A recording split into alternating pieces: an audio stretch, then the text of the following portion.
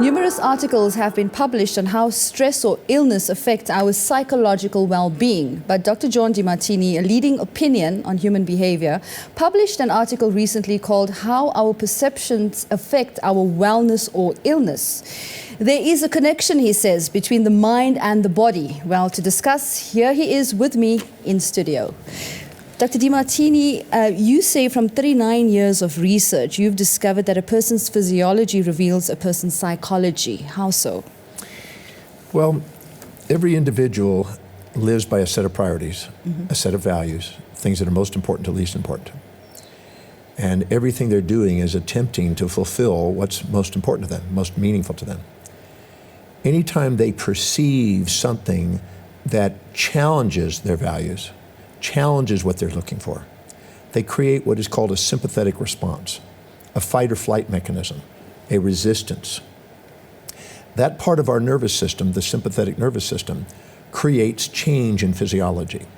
It makes blood go from the internal organs where we are involved in digestion and go out to the periphery for defense. Makes our muscles tighten, our lungs breathe faster, our cardiovascular system bring the blood to where it's needed to be able to defend.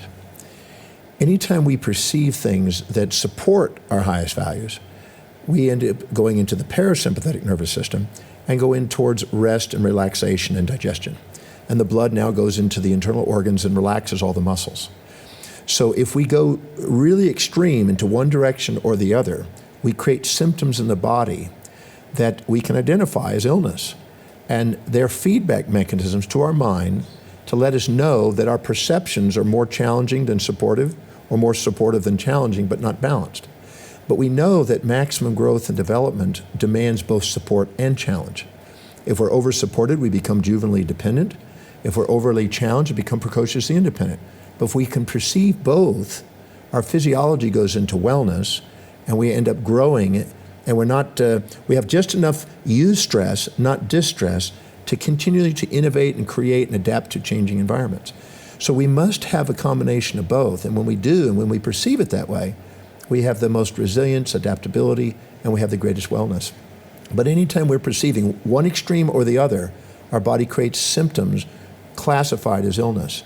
And what many people have done is they've just assumed that feeling good and relaxed is good, and feeling stressed and challenged is bad. But in actuality, both can be symptomatic and can create symptoms in the body if they're not brought into balance. How are we going to have a balanced body if we don't have a balanced mind? So the body is creating symptoms to guide us back to a balanced perspective. When we live by our highest values, we have the most resilience, the most objectivity and even-mindedness and balance. When we're living by lower values, because we're subjecting ourselves to the expectations of others all the time, we have the most vulnerability and volatility and symptomatology. So our illness is a feedback to guide us back to our wellness.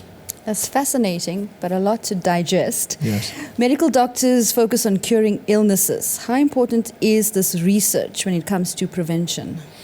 Well, if you understand applied physiology, which I would have to say the majority of people don't have the opportunity to do. Certain specialists have done this, but most people go day-to-day life. They're not sitting there looking at exactly how the cells respond to these perceptions.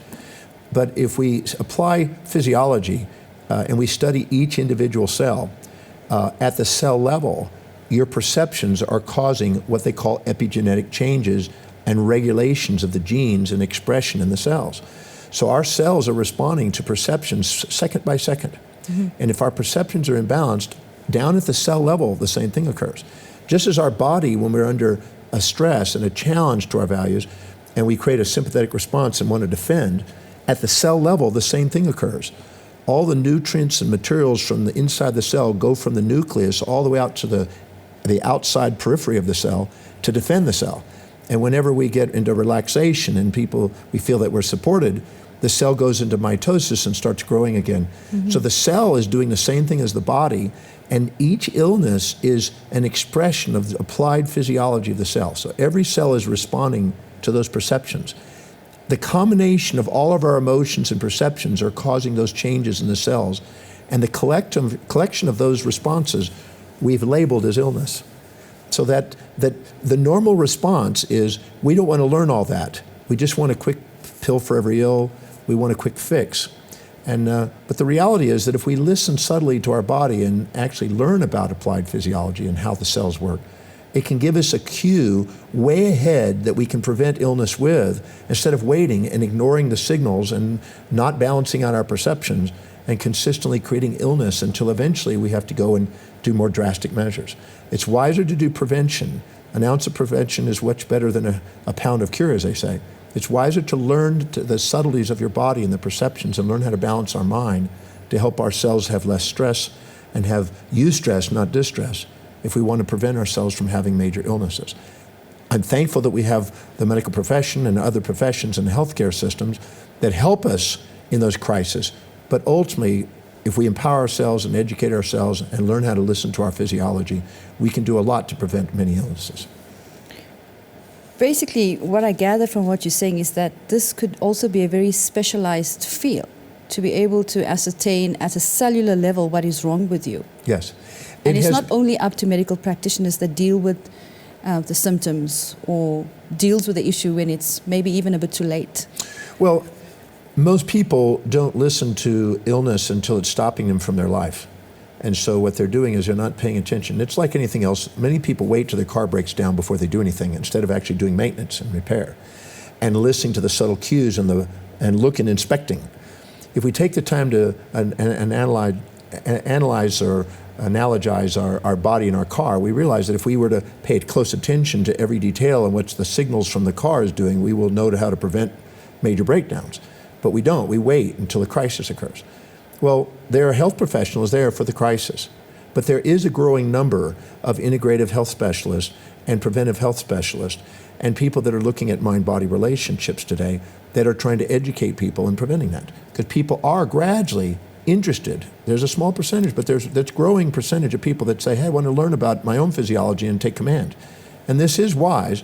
The fewer the people that do, the more we have the catastrophic illness things accumulating. But if we just take time to learn how to apply our physiology, we can do a lot with our own physiology. Many times we have a sense for it. We feel that we'll break our back. We'll feel overburdened. We feel like we can't stomach it. We have a lot of cues in our own language that's constantly revealing it. And I've seen people, many times people, for instance, with diabetes, many times they have, if you interact with a diabetic many times, it's hard to get them to do things. You have to let them know that it's their decision to do it, because they tend to exaggerate themselves sometimes over people and like to be right.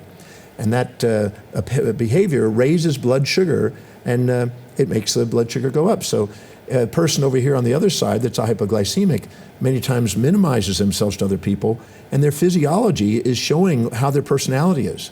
And their personality is based on their perceptions. If you challenge people, they get defensive and they get righteous.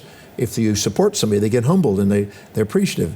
So those two personalities affect blood sugar, they affect blood flow, they affect oxygen levels. Many of the parameters that we are labeling illness are perceptually based. And we don't sometimes give that the greatest credence. We don't really study that, but there is a movement in that direction. And I think that gives people their power back. Otherwise, they're having to depend on crisis healthcare. So basically you're saying if you can shift your perception, you can shift your illness. Well, is that possible? Yes. It was William James who said the greatest discovery of our generation is that human beings can alter their lives by altering their perceptions and attitudes of mind. And I really believe that's true, because I do a program that you know called the Breakthrough Experience.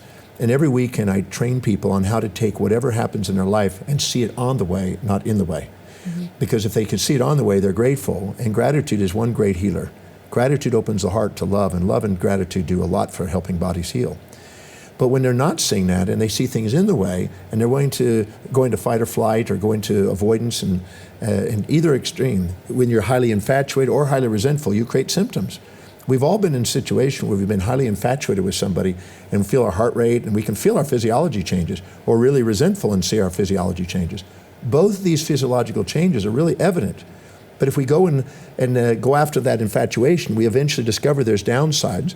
And then if we go to that resentment, we eventually find there's upsides. So instead of having, as I said, the wisdom of the ages with the aging process, it's wise to ask questions now to bring it back into balance before our physiology ages us. The more balanced we are, the longer we live. The more we have eustress and adaptability and resilience, the more the telomeres tend to grow in our genes and we get more life. And we also have a bigger time horizon that we think and live in. But the second we get into volatility and we go to extreme perceptions, we literally are shortening our life. We're aging ourselves. Because whenever we're living in highly emotional states where we're storing memories and imaginations that are nightmares and fantasies, we go into aging. So gratitude and love, when we have a balanced state, is still one of the greatest healers I've seen. Thank you so much for your time on this fascinating subject, Dr. Demartini. Thank you.